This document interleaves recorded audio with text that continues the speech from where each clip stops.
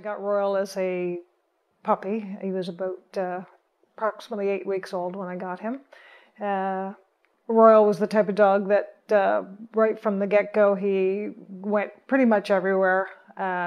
When he was a puppy, he didn't come to work with me, but as he got older and more mature, he definitely went to work with me. Depending on where I was working, he would be sitting at the arena door while I'd be riding horses.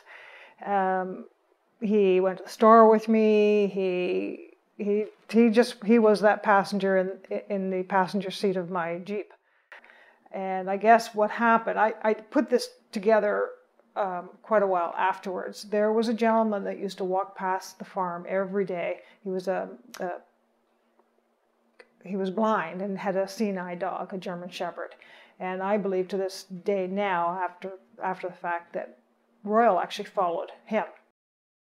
The lady that actually found Royal ran into Royal on the road that she lives on, which was, a good 3 or 4 streets away from our property.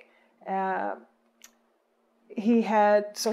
guess she was allergic to dogs, or her children were allergic to dogs, so she tied them up to a tree out in her front yard, didn't know who to call. She ended up calling an animal control up in Owen Sound, and they gave her the phone number for Artica Canine, which was the animal control for that area, for Dundalk.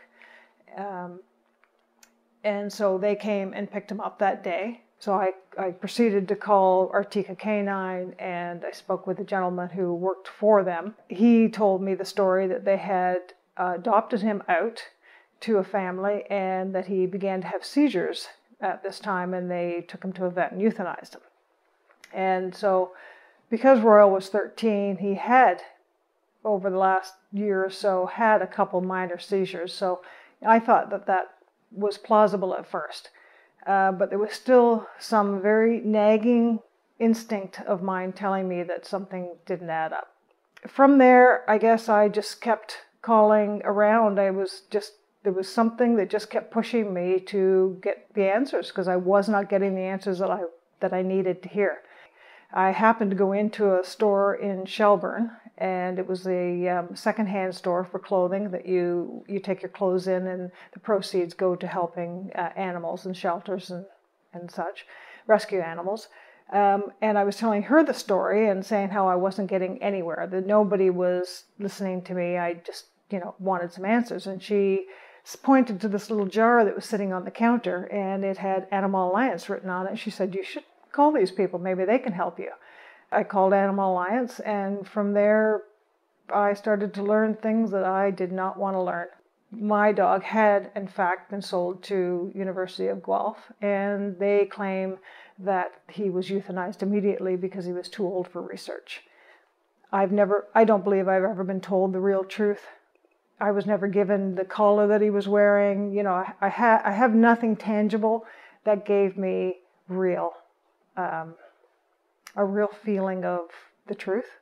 After I called Animal Alliance, they became instrumental in getting what answers I did get, but also, we worked together.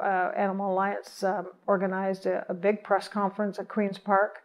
I think it brought a lot of attention to the whole subject.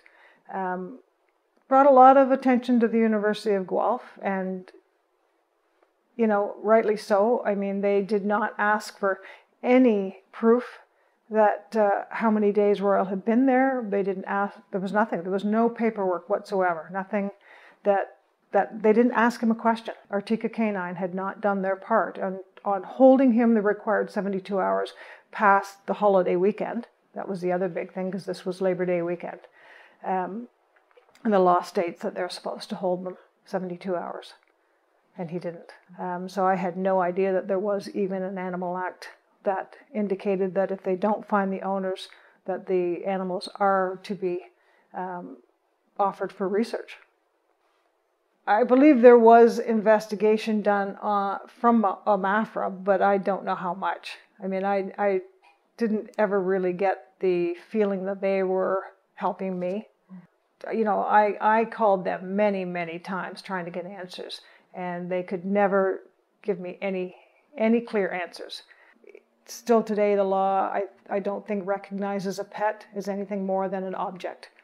And so there was nothing. There was no jail time. There was no, I don't think there was even any monetary fine. If there was, it was very minimal. It was very, very traumatic. Like losing a child in some ways, like losing a family member. It really is when you have a pet that's been with you for 13 years. He was actually a savior to me at a very tough time in my life. He was just a really good dog. He was that void. He filled that his relief.